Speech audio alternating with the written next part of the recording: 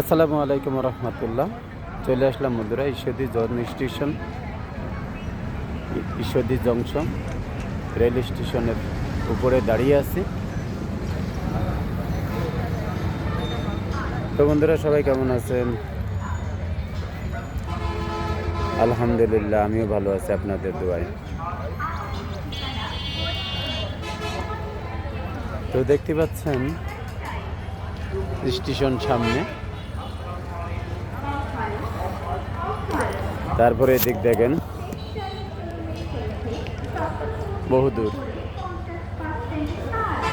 তো রাখলাম বন্ধুরা, আসসালামু আলাইকুম রহমতুল্লাহ।